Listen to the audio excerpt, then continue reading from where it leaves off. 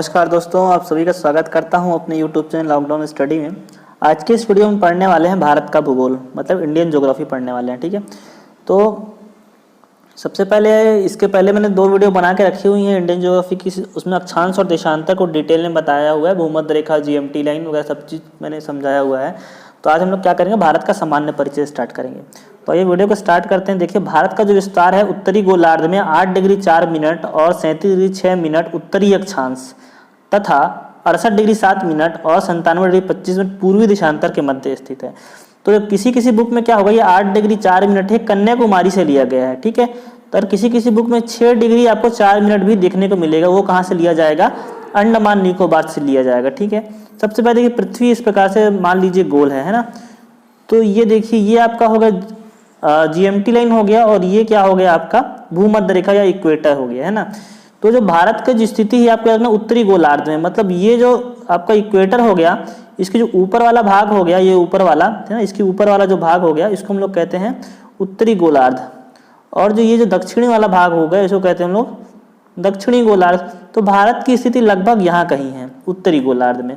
और इसके अंदर भी आपको डीप जाना है तो उत्तर पूर्वी गोलार्ध आप ले सकते हैं। ये पूर्वी गोलार्ध हो गया इस तरफ का, और ये वाला क्या होगा, पश्चिमी गोलार्ध हो गया।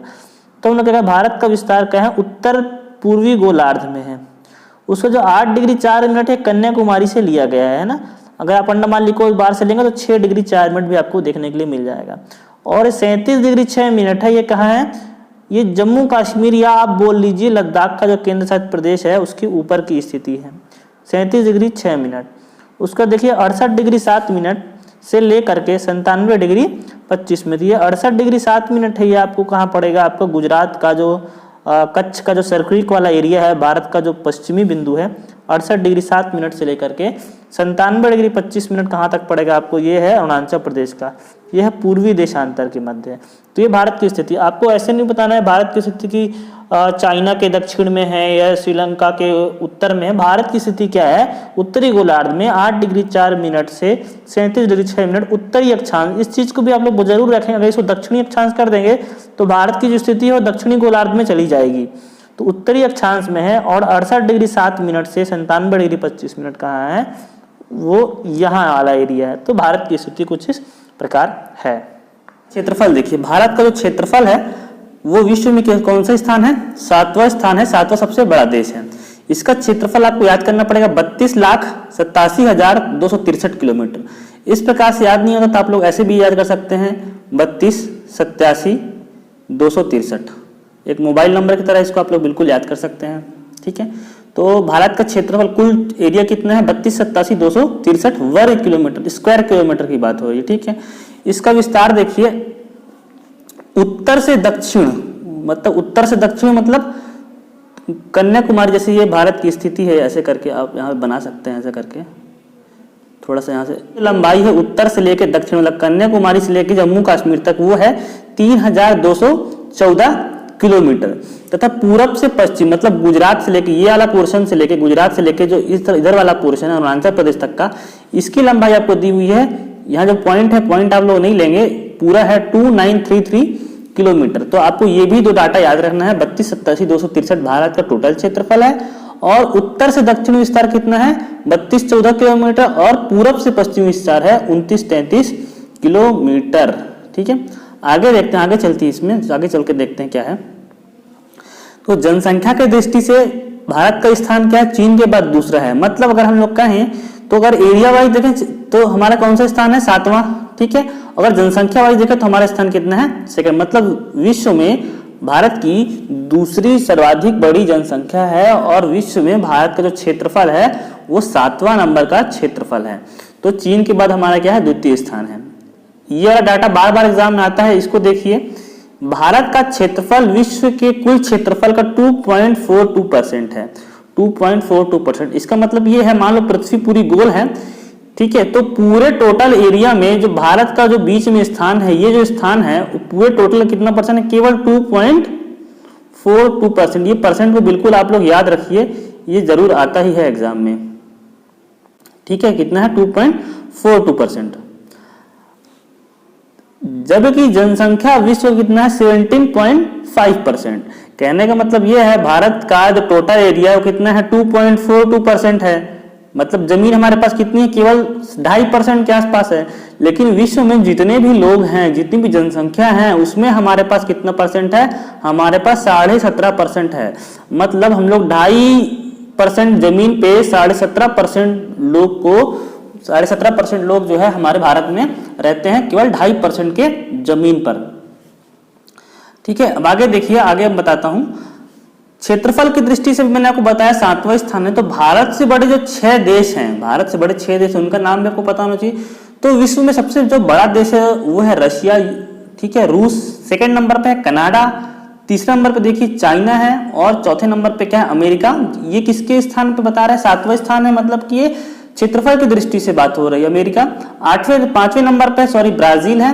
6वें नंबर पे हमसे बड़ा ऑस्ट्रेलिया। ऑस्ट्रेलिया भी जो क्या है भारत के दक्षिण में स्थित है, वो भी क्या है भारत से बड़ा है। और इसके बाद 7वें नंबर पे हमारा आता है इंडिया, भारत।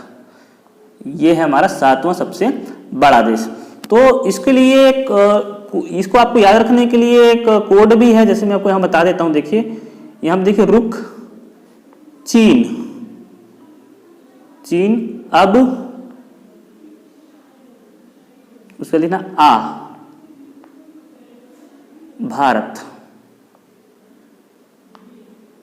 तो देखिए रुक चीन, मतलब रुक मतलब क्या हो गया, ये रुक हो गया रूस के लिए, का हो गया यहां से कनाडा के लिए। तो आपको कोड याद हो रहा है, कोड से आप बहुत जल्दी इसको याद कर पाएंगे, रुक, ठीक है।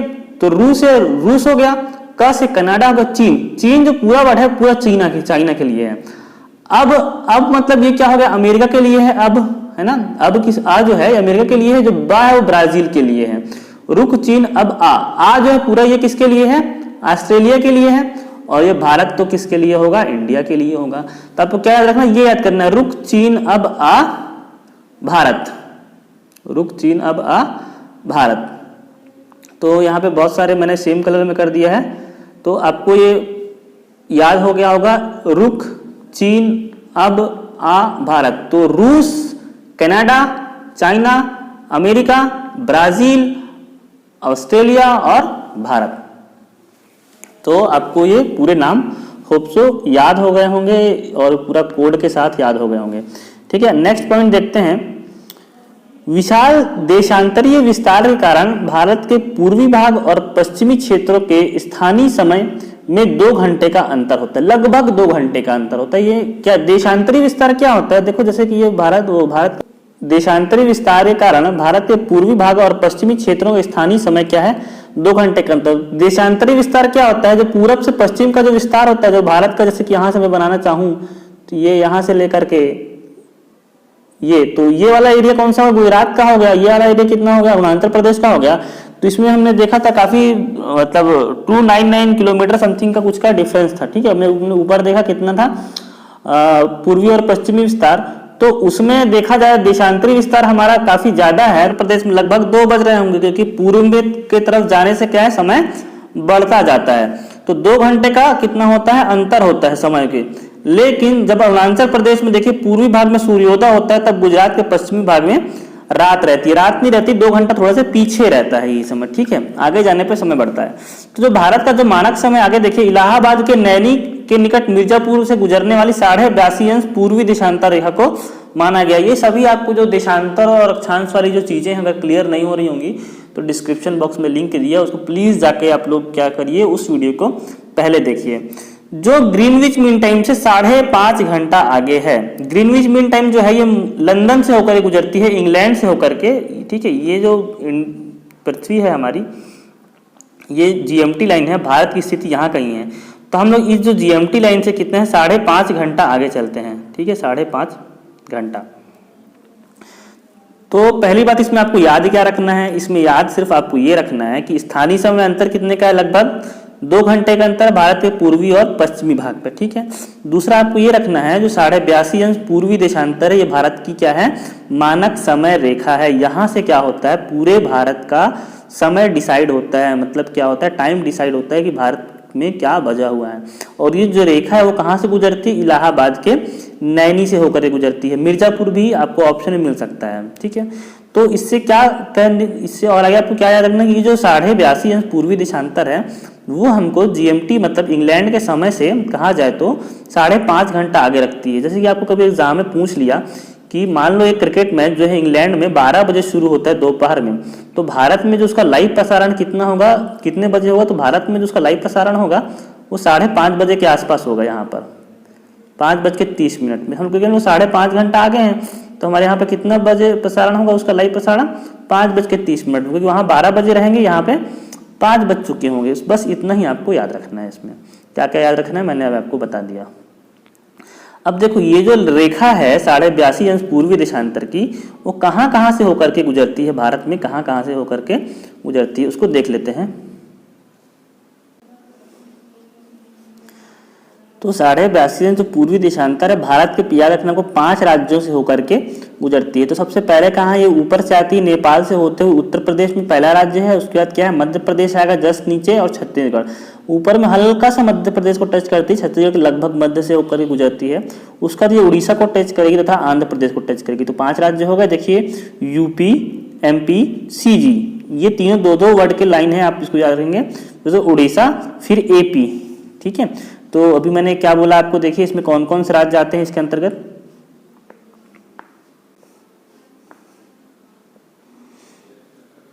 यूपी, MP, CG, उड़ीसा और आंध्र प्रदेश, ये 5 राज्यों से होकर क्या है हमारी जो GM वो जो IST लाइन है भारत का मानक समय रेखा, वो यहाँ से होकर गुजरती है।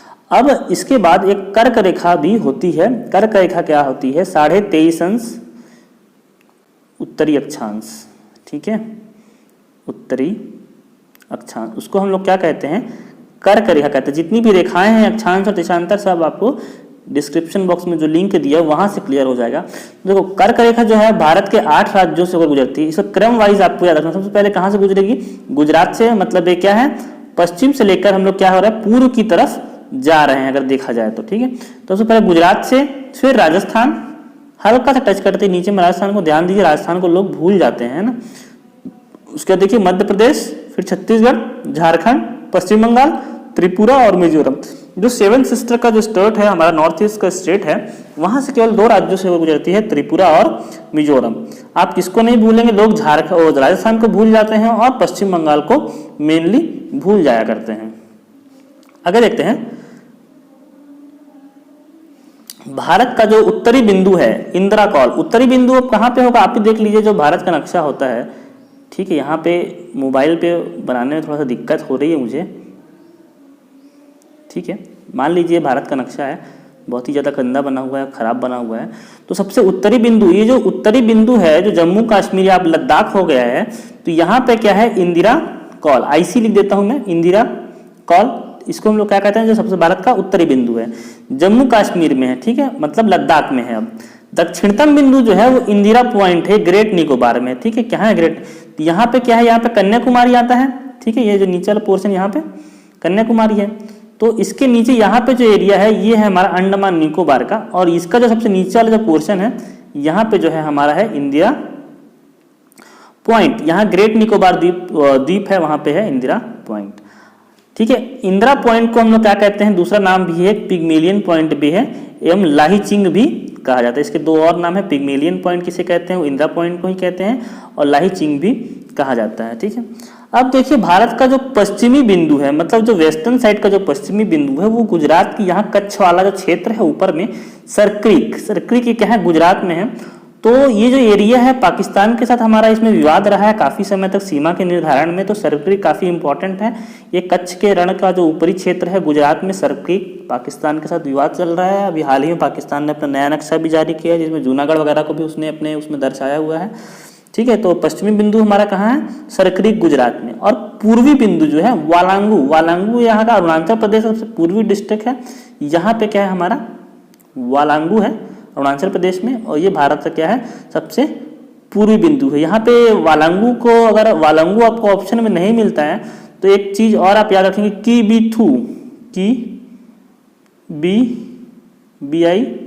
KBTHU थू, किबीथू, ये जो है किबीथू जो है वो भी अरुणाचल प्रदेश का पूर्वी बिंदु है भारत का, अरुणाचल प्रदेश में वालांगू डिस्ट्रिक्ट है वहाँ का, और जो किबीथू है वो वहाँ पर जगह का नाम है। यहाँ पे मैं लिख देता हूँ फिर से, किबीथू, THU है ये। तो ये है भारत का, इसको आपको बिल्कुल याद रखना है, सबसे बहुत ही ज़्यादा इंपॉर्टेंट है। क्या क्या मैंने बताया आपको फिर से देखिए एक बार, आपको क्या याद रखना है, इन राज्यों के नाम रखना। देखो यहाँ पे क्या था, ऊपर में गुजरात था और राजस्थान था, ठीक है। और उसका क्या है, मध्य प्रदेश है, छत्तीसगढ़ है, झारखंड है, पश्चिम बंगाल है, त्रिपुरा है और मिजोरम। यहाँ से क्या निकलती है, कर्क रेखा गुजरती है। सबसे जो ऊपरी बिंदु है, उत्तरी बिंदु से इंदिरा कॉल जम्मू कश्मीर है। दक्षिणी बिंदु है कहाँ है, इंदिरा पॉइंट है, उसके दो और नाम है, पिग्मेलियन पॉइंट और लीहिचिंग। भारत का जो पश्चिमी बिंदु सरक्रीक है गुजरात में, और पूर्वी बिंदु क्या है, वालांगू, और उसका नाम क्या है, किबीथू,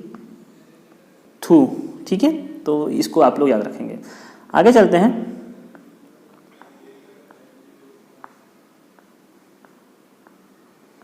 आगे देखिए, भारत और चीन सीमा के बीच क्या है, भारत और चीन के बीच क्या है, मैकमोहन रेखा है। मैकमोहन कहा जाता है रेखा। शिमला में 1914 में क्या हुआ था, इसका निर्धारण हुआ था, शिमला समझौता, इसको 1914 वाला भी कहते हैं, 1945 में भी हुआ था। जिसकी सीमा की लंबाई है 4, इसकी उत्तरी पूर्वी सीमा की लंबाई कितनी है, 422 किलोमीटर। ये पूरी सीमा की लंबाई नहीं है, 422 है वो चीन के साथ ही नहीं लगती है, बाकी सबको मिला करके 422 है, ठीक है। तो भारत को आपको जो सीमा रेखा जो चीन के साथ लगती है उसे क्या याद रखना है आपको, मैकमोहन रेखा कहते हैं। मैकमोहन रेखा का हालांकि निर्धारण अभी चीन इसको वास्तविक लाइन नहीं मानता है, इसी कारण क्या है भारत और चीन के साथ सीमा विवाद का लगभग बना रहता है। इस सीमा का निर्धारण कब हुआ था, 1914 में हुआ था। इसकी लंबाई को ये नहीं मानेंगे आप, ठीक है, अभी इसको छोड़ दीजिए, क्योंकि हमको एग्जाम में इसका नहीं पूछा जाता है, हमको एग्जाम में भारत और चीन के बीच पूछा जाता है, और ये जो लाइन है सभी को मिलाकर के यहाँ पे ली गई है। तो दूसरा देखिए, नेक्स्ट देखिए, भारत और पाकिस्तान के बीच, भारत और पाकिस्तान के बीच क्या है, रेड क्लिफ लाइन है, रेड क्लिफ रेखा। ये कब निर्धारण हुआ था, कॉमन सी बात है, जब भारत का पाकिस्तान का विभाजन हुआ था, तो 15 अगस्त 1947 को यहाँ पे देखिए सर एम रेड क्लिफ के द्वारा निर्धारित की गई थी, एम रेड क्लिफ। मैकमोहन रेखा है भारत और चाइना के बीच में 1914 की शिमला समझौता हुआ था, और 15 अगस्त 1947 को sir M J Radcliffe के द्वारा क्या है, रेड क्लिफ लाइन निर्धारित की गई थी, जिसका जो किसके बीच है, भारत और पाकिस्तान के बीच में है, ठीक है। और दो देश ऊपर में हो गए, नीचे में देखिए भारत और श्रीलंका को क्या है, पाक जल संधि। पाक जल संधि समझ के आप पाकिस्तान नहीं मारेंगे, ये तमिलनाडु का जो निचला जो पोर्शन है दक्षिण के तरफ का, और श्रीलंका का जो उत्तरी पोर्शन है वहाँ पे क्या मन्नार की खाड़ी वगैरह है, तो वहाँ पे पाक जल संधि है, ठीक है। पाक स्ट्रेट कहते हैं और मन्नार की खाड़ी अलग करते हैं। किसको, पाक स्ट्रेट और मन्नार की खाड़ी किससे किसके बीच में है, भारत और श्रीलंका के बीच में है, ठीक है। आगे इसमें देखिए, आगे आपको बताता हूं मैं, भारत और अफगानिस्तान है ना, भारत और अफगानिस्तान के बीच 1896 में क्या है, भारत का विभाजन नहीं हुआ था, जो पाकिस्तान है वो भी क्या था, भारत का ही हिस्सा था। सर डूरंड के द्वारा डूरंड रेखा निर्धारित की गई थी, सर डूरंड ने क्या किया था, डूरंड रेखा निर्धारित की थी, और भारत और अफगानिस्तान के मध्य इस रेखा का निर्धारण किया था। तो ये जो रेखा पहले किसकी थी, अफगानिस्तान और भारत के बीच में है। अब पाकिस्तान का विभाजन हो गया, तो अब ये जो रेखा है पाकिस्तान और अफगानिस्तान के बीच में स्थित है, ठीक है। तो अभी मैंने आपको कितनी रेखाएं बता दी, कुल मिलाकर के 3 रेखाएं मैंने क्या है आपको बता दी हैं। पहली कौन सी रेखा थी, देखो यहाँ पे इंडिया और चाइना के बीच में कौन सी है, मैकमोहन लाइन है, और इंडिया और पाकिस्तान के बीच में कौन सी लाइन है, रेड क्लिफ लाइन है, ठीक है। और इंडिया और अफगानिस्तान के बीच में कौन सी लाइन है, इंडिया और अफगानिस्तान के बीच में कौन सी लाइन है, डूरंड लाइन है, ठीक है। और इंडिया और श्रीलंका, एस लिख देता हूँ यहाँ पे, श्रीलंका के बीच में कौन सी लाइन है, लाइन नहीं है एक्चुअली, क्या है, पाक जल संधि है, और एंड मन्नार की खाड़ी है, एम भी लिख देता हूँ यहाँ, मन्नार की खाड़ी। एक चीज यहाँ से याद रखना, जो इंडिया और पाकिस्तान के बीच रेड क्लिफ लाइन है, ये बांग्लादेश के बीच में भी था, ठीक है। जब पाकिस्तान का विभाजन हुआ तो पाकिस्तान क्या था, पूर्वी पाकिस्तान था इस तरफ का, और यहाँ पे जो नीचे में था वो बांग्लादेश था, इसको पश्चिमी पाकिस्तान कहते हैं। तो रेड क्लिफ लाइन है, भारत और बांग्लादेश के मध्य भी खींची गई थी, लेकिन क्या है अभी वो अलग हो गए, इसलिए आप क्या करेंगे, सिर्फ पाकिस्तानी आंसर लेंगे। तो ये जो 4 चीजें हैं, 5 चीजें, 4 चीजें मैंने आपको बताई, इसको बिल्कुल याद रखना, लाइन को नहीं भूलना है, ठीक है। अब आगे देखते हैं इसमें और आगे जो चीज़ें हैं। देखिए, चीन सीमा से सटे हुए भारत के राज्य हैं। अभी चीन के साथ सीमा का विवाद चल रहा है, तो इसलिए सभी राज्यों का नाम याद रखना बहुत जरूरी है और इनको आप लोग क्रम में याद रखेंगे, चाहे आप पश्चिम से पूर्व याद करें या पूर्व से पश्चिम याद करें या उत्तर से दक्षिण या दक्षिण से उत्तर याद करें, लेकिन एक क्रम में आपको याद होना चाहिए। तो सबसे ऊपर से स्टार्ट करें। सबसे पहला जो है जम्मू कश्मीर की सीमा, बिल्कुल जो जम्मू कश्मीर है ये इसको लद्दाख ले लीजिए, है ना। लद्दाख की सीमा क्या है, चीन से मिलती है। दूसरा हिमाचल प्रदेश, क्योंकि पिछले साल 5 अगस्त 2019 को जम्मू कश्मीर और लद्दाख को हटा करके एक केंद्र शासित प्रदेश बना गया है, राज्य का दर्जा इसे समाप्त कर लिया गया है, तो जम्मू कश्मीर नहीं अब लद्दाख कहेंगे इसको। और हिमाचल प्रदेश उसके जस्ट नीचे क्या आएगा, उत्तराखंड आएगा। और उत्तराखंड के नीचे जो है वो नेपाल बॉर्डर लग जाता है, तो उत्तर प्रदेश जो है वो चीन से नहीं छू पाता है, तो उसके बाद क्या कि सिक्किम आएगा और अरुणाचल प्रदेश आएगा। तो टोटल भारत के जो 5 राज्य हैं, जम्मू कश्मीर, हिमाचल प्रदेश, उत्तराखंड, सिक्किम और अरुणाचल प्रदेश, ये जो हैं वो चीन की सीमा के साथ भारत की सीमा बनाते हैं। पाकिस्तान के साथ देख लेते हैं। पाकिस्तान की सीमा से लगे जो भारत के राज्य हैं उसमें जम्मू कश्मीर, पंजाब। जम्मू कश्मीर क्या है, ये लगेगा जरूर। लद्दाख भी यहाँ पे लगता है, ठीक है। लद्दाख और जम्मू कश्मीर दोनों लगेंगे, क्योंकि जो लद्दाख का जो ऊपरी पोर्शन है, ठीक है, जो जहाँ पे पीओके में अफगानिस्तान हमको टच करता है, तो वहाँ पे जम्मू कश्मीर के साथ लद्दाख भी क्या है, पाकिस्तान को टच करेगा। तो लद्दाख, जम्मू कश्मीर, पंजाब, राजस्थान और गुजरात, इतनी जो राज्य हैं और केंद्र शासित प्रदेश हैं वो पाकिस्तान के साथ क्या करते हैं, भारत की सीमा का निर्धारण करते हैं, ठीक है। बांग्लादेश के साथ भी सीमा याद रखना बहुत जरूरी है। बांग्लादेश भारत का ही हिस्सा लोग समझते हैं, भारत के अंदर घुसा हुआ है, चारों तरफ से भारत ने इसे घेरे रखा हुआ है बांग्लादेश को। देखिए, बांग्लादेश की सीमा जो है, भारतीय राज्य कौन कौन से हैं। पहला है मिजोरम, त्रिपुरा, असम, मेघालय, पश्चिम बंगाल। पश्चिम बंगाल सर्वाधिक जो सीमा है वो बांग्लादेश के साथ शेयर करता है, पूरा एक तरफ से पश्चिम बंगाल ने घेर के रखा है बांग्लादेश को, ठीक है। तो पश्चिम बंगाल, मेघालय, असम, त्रिपुरा, मिजोरम ऐसे भी याद कर सकते हैं। इसको बार बार यहाँ से पूछा जाता है, इसको बहुत अच्छा ट्रिक है इसको याद करने का। देखिए, आ, मी, अमी, मे, त्री ऐसा याद कर सकते हैं आप लोग, ठीक है। त्री में छोटा ई की मात्रा भी डाल सकते हैं, अमी में त्री, इसको करके आप याद कर सकते हैं। तो देखो, अमी से क्या होगा, आ से क्या है, असम हो गया, ठीक है। मी से क्या हो गया, मिजोरम हो गया। मे से क्या हो गया, मेघालय हो गया। और त्री से क्या है, त्रिपुरा हो गया। असम, मेघालय, असम, मिजोरम, मेघालय और त्रिपुरा, ठीक है। ये जो होता है अभी मैत्री करके आप बिल्कुल इसको याद रख सकते हैं। मैं देखो फिर से यहाँ पे लिख दे रहा हूँ, क्या चीज़ था वो, आ, मी, मे, त्री, अमी, मैत्री, असम, मिजोरम, मेघालय और त्रिपुरा, ठीक है। तो अमी मैत्री से आप याद कर सकते हैं बांग्लादेश के साथ कौन कौन से भारतीय राज्य की सीमाएं लगती हैं। और पश्चिम बंगाल को आप याद रखेंगे, इसको लिए कोड बनाने की जरूरत नहीं, पूरा एक तरफ क्या है, पूरा पश्चिम बंगाल लगा हुआ है। और मैं तो कहता हूँ भारत का पूरा नक्शा आपको याद होना चाहिए, इसमें कोई भी कोड की जरूरत नहीं पड़नी चाहिए आपको, ठीक है। आगे देखते हैं। और नागालैंड, मणिपुर, अरुणाचल प्रदेश एवं सिक्किम की जो सीमाएं हैं बांग्लादेश से नहीं लगती हैं। ये बहुत ही ज़्यादा इंपॉर्टेंट है, ये बार बार आपसे पूछा जाता है कि कौन सी सीमाएं बांग्लादेश से नहीं लगती हैं, कौन सी सीमाएं बांग्लादेश से लगती हैं। क्योंकि एक अभी ऐसा हो गया है, नॉर्मल ह्यूमन टेंडेंसी है कि जो हम भारत के जो पश्चिम पूर्वोत्तर के राज्य हैं उनको हम भूल जाते हैं, उनकी राजधानी भूल जाते हैं, उनकी सीमाएँ भूल जाते हैं। तो नागालैंड हो गया, नागालैंड हो गया, मणिपुर हो गया, अरुणाचल प्रदेश हो गया और सिक्किम हो गया। ये जो 4 हैं, है ना, इनकी सीमाएं जो पश्चिम बंगाल से नहीं लगती हैं। और मिजोरम, त्रिपुरा, असम, मेघालय और पश्चिम बंगाल, ये सब की सीमाएं क्या है, लगती हैं, बांग्लादेश लगती हैं यहाँ, ठीक है। आगे देखते हैं। म्यांमार की जो सीमा है वो लगे भारतीय राज्य कौन से, म्यांमार की सीमा से कौन से भारतीय राज्य लगते हैं, अरुणाचल प्रदेश, नागालैंड और मणिपुर। केवल 3 राज्य जो हैं वो अरुणाचल प्रदेश वो है म्यांमार की सीमा से लगे हुए हैं। आगे देखते हैं। भारत के 6 राज्य अंतर्राष्ट्रीय सीमा या तट रेखा को स्पर्श नहीं करते हैं, अंतर्राष्ट्रीय सीमा या तट रेखा को स्पर्श नहीं करते हैं।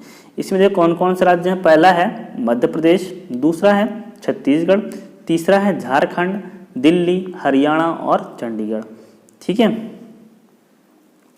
तो देखो जो इसमें चंडीगढ़ हो गया और जो दिल्ली हो गई, ये तो क्या हो गए, दोनों केंद्र शासित प्रदेश हो गए। इसमें एक नाम और जोड़िए तेलंगाना का। तेलंगाना ये भी क्या है, कोई समुद्री सीमा और किसी भी अन्य देश की राजधानी को ये टच नहीं करता। तो राज्य अगर कहेंगे तो मध्य प्रदेश 1, छत्तीसगढ़ 2, झारखंड 3, हरियाणा 4 और तेलंगाना 5। 5 ऐसे राज्य हैं जो भारत की मतलब भारत का तटीय सीमा मतलब समुद्र और किसी दूसरे देश को नहीं टच करते हैं। और अगर उसमें आप केंद्र शासित प्रदेशों को भी मिला देंगे तो तेलंगाना के साथ साथ 5 हो गए, 6वां चंडीगढ़ हो जाएगा और 7वां क्या हो जाएगा, आपका दिल्ली हो जाएगा। तो 5 ऐसे राज्य हैं जो किसी भी देश की सीमा और भारत की समुद्री सीमा को टच नहीं करते हैं, और 2 केंद्र शासित प्रदेश भी इसी प्रकार से हैं। ठीक है, तो 5, 2, 7। आप क्वेश्चन देखिए, क्वेश्चन में आपको पूछता क्या है एग्जाम में, ठीक है, उसके हिसाब से आप अपना आंसर पिक कर लेंगे यहाँ से। अब आगे देखिए, भारत की जो समुद्री सीमा 4 देशों से लगी हुई है। समुद्री सीमा जो है हमारी 4 देशों से लगती है। पहला है पाकिस्तान के साथ, हम गुजरात की तरफ की जो सीमा शेयर करते हैं। 1971 में गाजी अटैक वाला आपने मूवी देखी होगी, पाकिस्तान के साथ युद्ध हुआ था जो हमारा, और कराची एयरपोर्ट को भारतीय नेवी ने बहुत बुरी तरह ध्वस्त कर दिया था। ठीक है, तो पाकिस्तान के साथ क्या है, हमारी सीमा लगती है। दूसरा श्रीलंका को मैंने अभी बताया, पाक जल संधि मन्नार की खाड़ी से हमारी सीमा लगती है। बांग्लादेश तो हमारे बाजू में है, बांग्लादेश से बिल्कुल हमारी सीमा लगेगी। जो पश्चिम बंगाल का जो एरिया है वहाँ से हम लोग पूरा बांग्लादेश से टच करते हैं। और म्यांमार से भी क्या है, हमारी सीमा लगती है। कोको द्वीप समूह जो है वहाँ से हमारा अंडमान निकोबार का, और म्यांमार का जो है कोको जल संधि के द्वारा हम क्या है, म्यांमार से अलग होते हैं। ठीक है, तो इन 4 देशों के साथ क्या है, हमारी जो है जल सीमाएं लगती हैं।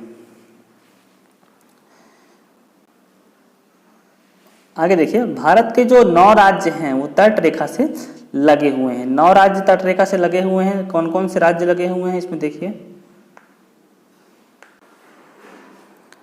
तो इसमें आगे जाने से पहले मैं यहाँ पे और बता दूं, ये वाली जो लाइन है यहाँ पे जो 4 देशों के साथ लगती है, 4 तो बहुत क्लोज देश हो गए हमारे, बहुत पास में। ठीक है, इनसे तो हमारी सीमाएं लगती हैं। इसके अलावा लक्षद्वीप के नीचे एक और देश है जिसको हम लोग क्या कहते हैं, मालदीव, है ना। यहाँ से भी अगर समुद्री सीमा की बात करें तो मालदीव में लिख रहा हूँ यहाँ पे, मालदीव से भी क्या है, भारत की समुद्री सीमा यहाँ से टच होती है। ठीक है, मालदीव के बाद अगर हम लोग अंडमान निकोबार द्वीप समूह के नीचे जाएं तो वहाँ पे हमको एक और देश मिलेगा। देखिए यहाँ पे देखिए थाईलैंड मिलेगा। ठीक है, थाईलैंड, तो थाईलैंड के साथ भी हमारी भारत की जली सीमा लगती हैं। और थाईलैंड के साथ एक देश का नाम और आप लोग नोट करिएगा, उसका नाम मलेशिया, है ना। ये भी क्या है, भारत के साथ समुद्री सीमा बनाता है। तो कुल कितने देश हो गए, 4 मैंने यहाँ पे आपको बताया, और 3 देश और, ये है मालदीव, थाईलैंड और मलेशिया। ये जो 3 देश और हैं तो इनकी सीमा भी क्या है, भारत की जली सीमा से लगती है। तो टोटल ऐसे कितने हो गए, 7 देश हो गए जिनकी भारत के साथ समुद्री सीमा लगती है। तो 4 नहीं, यहाँ पे कितना हो जाएगा, 7 देश हो जाएंगे जिनकी भारत के साथ जलीय सीमा या समुद्री सीमा जो टच होती है। ठीक है, आगे देखते हैं। इसमें भारत के 9 राज्य जो हैं तट रेखा से लगे हुए हैं। तट रेखा मतलब ऐसे 9 राज्य हैं जिनके पास समुद्र की सीमा है और वो तट रेखा से भारत के लगे हुए हैं।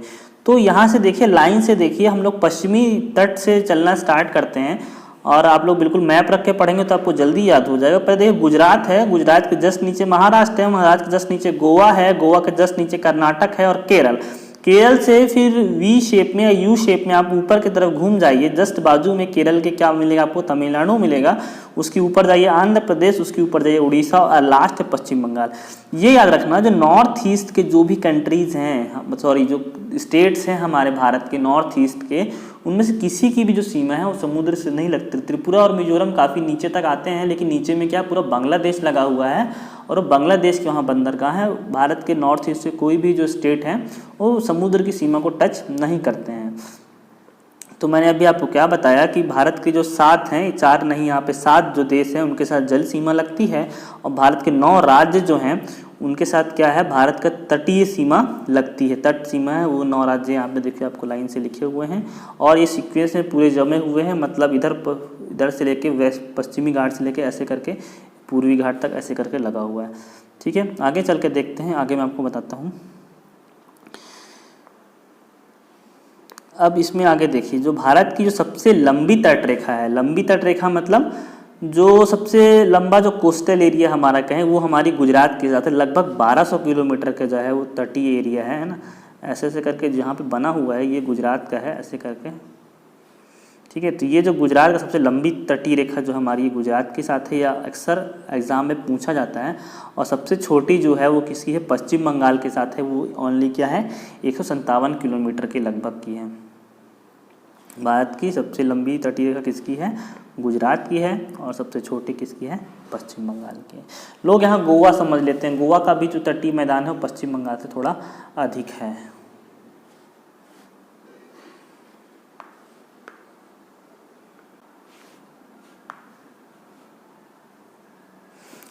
तो आइए दोस्तों आगे देखते हैं। आगे हम देखते हैं कि देखो भारत की जो यहाँ पे 3 लिखा हुआ है, 3 नहीं होगा, यहाँ पे गलत लिखा हुआ है, यहाँ पे 4 होगा, ठीक है। भारत के 4 केंद्र शासित प्रदेशों के पास तटीय क्षेत्र है। तो पहला केंद्र शासित प्रदेश कौन है, पुदुचेरी है, दूसरा अंडमान निकोबार है, तीसरा क्या है, लक्षद्वीप समूह है, और चौथा मैं आपको बता रहा हूँ दादर एवं नागर हवेली, ठीक है। ये गुजरात के वाले एरिया में दादर और नागर हवेली और दमन दीव, ठीक है। तो जो दमन दीव है उसको क्या है, सभी को मिला करके एक केंद्र शासित प्रदेश कर दिया गया है, दमन दीव और दादर नागर हवेली को मिला करके। तो दमन दीव के पास देखिए यहाँ पे दिखा भी लगभग 21 किलोमीटर के आसपास क्या है, समुद्री सीमा है। तो भारत के 4 केंद्र शासित प्रदेश ऐसे हैं जो समुद्र की सीमा को टच करते हैं, ठीक है।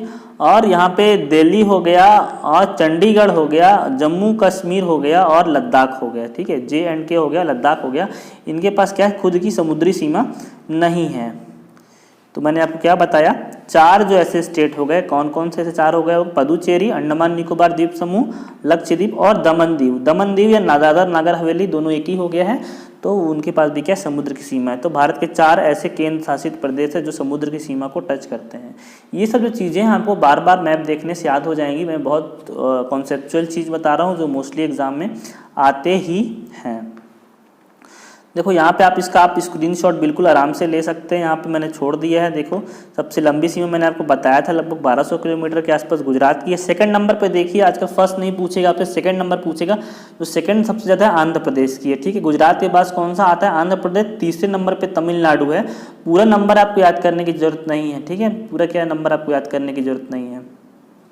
सबसे कम जो है वो लगभग पुदुचेरी के पास है, 30 किलोमीटर के आसपास समुद्री सीमा है उसका। देखिए महाराष्ट्र भी है, केरल भी है, उड़ीसा भी है, कर्नाटक भी, सभी देशों के सभी राज्यों के नाम मैंने आपको बताए हुए हैं। दूसरा देखिए यहाँ पे गोवा भी है, उसके बाद गोवा की 160 किलोमीटर के आसपास सीमा लगती है। गोवा है, पश्चिम बंगाल है, पुदुचेरी, अंडमान निकोबार द्वीप समूह है, लक्षद्वीप है और दमन द्वीप है। यहाँ से सभी क्या है, अब ये जो राज्य हैं समुद्र की सीमा को छूते हैं।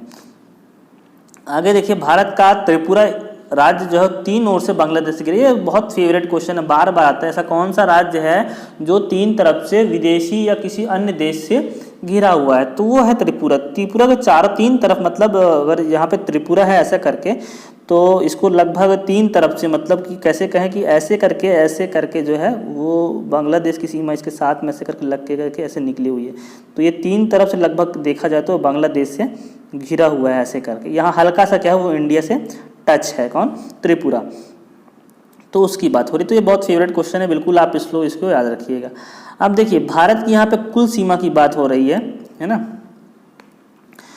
भारत की जो कुल है सीमा रेखा वो है 15,106 किलोमीटर के आसपास कुल सीमा रेखा, ठीक है, जो 17 राज्यों एवं 92 जिलों से होकर गुजरती है। जिलों पे आप कॉन्सेंट्रेट मत कीजिए, एग्जाम में नहीं आएगा, 17 राज्यों क्या है भारत की सीमा लगी हुई है, ठीक है। अब भारत की जो कुल तटीय सीमा है, कुल जो तटीय सीमा है 15,000 में से कुल तटीय सीमा जो है 7,000 इसकी तटीय सीमा है, जो कि 13 राज्यों एवं संघ शासित प्रदेशों को स्पर्श करती है। कुल मिलाकर के 13 है, ठीक है। तो भारत की जो कुल सीमा कितने हैं, 15,600 के आसपास है। ये क्या है, वो है जमीन की सीमा। ये 15,000 जो है वो जमीन की सीमा है, ठीक है। तटीय सीमा अलग से 7,516 यहाँ पे किलोमीटर दी गई है। जमीन की सीमा का मतलब आप लोग समझ पा रहे होंगे, ये स्थल सीमा की बात हो रही। 15,106 किलोमीटर जो है वो स्थल सीमा, मतलब कि गुजरात से लेकर ऊपर राजस्थान जाएंगे, उसके बाद ऊपर क्या जाएंगे, पंजाब जाएंगे, उसके बाद आप जम्मू कश्मीर लद्दाख होते हुए आप क्या करेंगे, शिमला हिमाचल प्रदेश उत्तराखंड उतरेंगे, ठीक है। उसके बाद क्या है, इधर नेपाल के साथ भी जब बॉर्डर बनाएंगे, फिर सिक्किम के साथ बॉर्डर बनाए, सिक्किम को होते हुए फिर भूटान वगैरह से बॉर्डर बनाएंगे, फिर म्यांमार वगैरह हो गया। यहाँ से जो पूरे सीमा है पश्चिम बंगाल के ऊपर बांग्लादेश के चारों तरफ से जो घूम के आएंगे, यहाँ तक की जो सीमा है वो है 15,106 किलोमीटर ये। और ये जो नीचे की यहाँ पे मैं जल सीमा आपको बताता हूँ, जो जल सीमा जो नीचे की ऐसे बनेगी वो वाली है 7,516। उसमें क्या है, आपको अंडमान निकोबार और लक्षद्वीप समूह को भी शामिल करना है 7,516 में। अगर आप अंडमान निकोबार द्वीप समूह और लक्षद्वीप को हटा देते हैं तो लगभग आपकी जो सीमा हो जाएगी, जल सीमा, वो 6100 किलोमीटर के आसपास हो जाएगी, ठीक है। 6100 किलोमीटर मतलब अगर आप केवल मुख्य भूमि की जलीय सीमा को काउंट करते हैं, मुख्य भूमि की जो भारत का जो निचले वाला क्षेत्र है, मुख्य भूमि जो है, वहाँ पे केवल क्या हो जाएगी, 6100 किलोमीटर के आसपास हो जाएगी। आगे देखते हैं, देखो सीमा लिखा यहाँ पे लिखा हुआ है पूरा, आप इसका स्क्रीनशॉट ले सकते हैं। भारत के जो पड़ोसी जो देश है उनके साथ भारत के कौन कौन से राज्य छूते हैं। बांग्लादेश के साथ हमारी सर्वाधिक लंबी सीमा है 4096 किलोमीटर की। ये बहुत बार एग्जाम में पूछा गया है। सभी को ऐसा लगता है हम लोग चाइना के साथ या पाकिस्तान के साथ सबसे लंबी अपनी सीमा रेखा बनाते होंगे, लेकिन हमारी जो सबसे लंबी जो सीमा रेखा है वो बांग्लादेश के साथ बनती है। उसके बाद चाइना के साथ जो हमारी सीमा रेखा बनती है, चाइना के साथ जो हमारी सीमा रेखा बनती है वो 3428 किलोमीटर के आसपास है। उसके बाद पाकिस्तान का नंबर आता है, उसके बाद नेपाल है, म्यांमार है, भूटान है और अफगानिस्तान के साथ क्या है, हमारी सबसे छोटी सीमा रेखा लगभग 106 किलोमीटर। और ये भी जो सीमा रेखा है जो अफगानिस्तान के साथ जो हमारी लास्ट में बन रही है, वो केवल और केवल कहाँ पर बन रही है, जम्मू कश्मीर का जो लद्दाख है, जो अभी इसको लद्दाख ही लीजिए आप, है ना, तो पाक अधिकृत कश्मीर है। मतलब ये जो हमको अफगानिस्तान टच करता है, ये वो भारत की जो मुख्य भूमि है वहाँ पर आकर नहीं टच करता। जो हमारी पीओके है जो हमारा, उस पर जाकर ये क्या है, अफगानिस्तान टच करता है। पीओके भारत का अभिन्न अंग है, आप सभी लोग को पता होगा। भविष्य में कभी ना कभी पीओके भारत का हिस्सा बिल्कुल बन सकता है। तो ये अफगानिस्तान है, वहाँ पर टच करता है जाकर के। अब देखिए, जो डिग्री चैनल की बात हम लोग कर लेते हैं, उसके बाद क्या है, फिर हमारा जो भारत का सामान्य परिचय खत्म होगा। इसको बिल्कुल आप अपना स्क्रीनशॉट आप लोग ले सकते हैं ना। तो देखो मैं आपको बताता हूँ, जो जल अंतराल है, ठीक है, इसको हम लोग क्या कहते हैं, जल अंतराल। जो बीच में जो जल का विभाजन होता है, यहाँ पे जमीन होती नहीं है तो आपको जल का विभाजन करना है। तो 8 डिग्री चैनल, ये जो 8 डिग्री चैनल है ये कुछ नहीं है, ये क्या है, सिर्फ बीच में मतलब जो हमारा जो उत्तरी उत्तरी जो देशांतर चल रहा है, 0 degree, 1 degree, 2 degree, 3 degree, 4 degree, ऐसे करके जो चलता है हमारा, सिर्फ वही चीज़ें हैं। तो इसमें देखिए, नीचे से आपको ये स्टार्ट होगा, है ना, नीचे से आप लोग इसको स्टार्ट करेंगे और नीचे से स्टार्ट करते हुए ऊपर की तरफ जाएंगे। तो अंडमान निकोबार द्वीप समूह आप लोग थोड़ा ध्यान से देखेंगे तो आप लोग को ये और अच्छे से क्लियर हो जाएगा। तो सबसे नीचे देखिए, जो 8 डिग्री चैनल है वो किससे किसके बीच में, सबसे नीचे में क्या है, मालदीव दूसरा का देश है, ठीक है, और मिनिकॉय क्या है, ये लक्षद्वीप का निचली वाला जो द्वीप है वहाँ। तो 8 डिग्री चैनल हम लोग नीचे से स्टार्ट करेंगे। नीचे 0 डिग्री क्या है, भूमध्य रेखा है। उसके बाद 1 डिग्री, 2 डिग्री, 3 डिग्री, 4 डिग्री, ऐसे करके ऊपर की ओर हम लोग क्या करेंगे, उसको बढ़ते हुए चलेंगे, है ना। तो देखिए 9 डिग्री चैनल कहाँ हो जाएगा, लक्षद्वीप और मिनिकॉय के बीच में, लक्षद्वीप और मिनिकॉय के बीच में। 10 डिग्री याद रखिए, 10 डिग्री चैनल जो है हमारा क्या, छोटा अंडमान और कार निकोबार द्वीप समूह के मध्य में। ग्रैंड चैनल हम लोग कैसे, सुमात्रा और निकोबार द्वीप समूह के चैनल के बीच में। पाक स्टेट का है, तमिलनाडु, श्रीलंका, मैंने आपको पहले बता चुका है। डुंकन पास, ये बहुत इंपॉर्टेंट है, डुंकन पास या ड्रुम्फ यहाँ पे पास लिखा हुआ है, दक्षिण अंडमान एवं लघु अंडमान के बीच में है। कोको स्टेट देखिए, कोको द्वीप समूह, म्यांमार का है कोको द्वीप समूह, और उत्तरी अंडमान। जो कोको स्टेट है वो अंडमान निकोबार सबसे ऊपर वाला जो एरिया है वहाँ पर जाकर के ये अलग होता है। कोको द्वीप किसका है, म्यांमार का है, उसी के नाम पे कोको स्टेट संधि रखा हुआ है। पाक खाड़ी आपको पता है, तमिलनाडु श्रीलंका के बीच में। मन्नारी खाड़ी भी आपको क्या है, वहीं पे है, ठीक है। और लक्षद्वीप सागर का, लक्षद्वीप और मालाबार तट के मध्य। ये जो मालाबार तट है वो वाला तट है जो केरल का जो ऐसे लगता है, ठीक है, ये केरल का जो एरिया होता है इसी को हम लोग क्या कहते हैं, मालाबार तट कहते हैं। और केरल और यहाँ पे जो लक्षद्वीप समूह फैला हुआ है, इसके बीच का जो एरिया होता है उसे हम लोग क्या कहते हैं, लक्षद्वीप सागर कहते हैं, ठीक है। तो ये था भारत का सामान्य परिचय, है ना। तो इतनी चीज़ आपको क्या है, ज्योग्राफी के पॉइंट ऑफ व्यू से बहुत ही ज़्यादा इंपॉर्टेंट है। और मोस्टली यहाँ से 2 से 3 क्वेश्चन हर एग्जाम में बनेंगे, चाहे अब रेलवे का NTPC एग्जाम हो या कोई भी अदर कंपटीशन एग्जाम हो सकता है। ज्योग्राफी के क्वेश्चन यहाँ से ज़रूर बनेंगे। तो होप सो दोस्तों आज का वीडियो आप लोगों को पसंद आया होगा। वीडियो थोड़ा लंबा हो गया है, 40 मिनट का हो गया है। तो ठीक है, अगर आपको वीडियो पसंद आए तो बिल्कुल वीडियो को लाइक कीजिए और हमारे चैनल को सब्सक्राइब कीजिए। आगे में ऐसे ही शॉर्ट एंड स्वीट जो हैं जीके की जो चीज़ें रहेंगी वो आपके लिए मैं लेके आते रहूँगा और अलग अलग सब्जेक्ट का मैं वीडियो बनाते रहूँगा। ठीक है, तो आज के लिए धन्यवाद, मिलते हैं हम अगले वीडियो में। नमस्कार, जय हिंद, जय छत्तीसगढ़।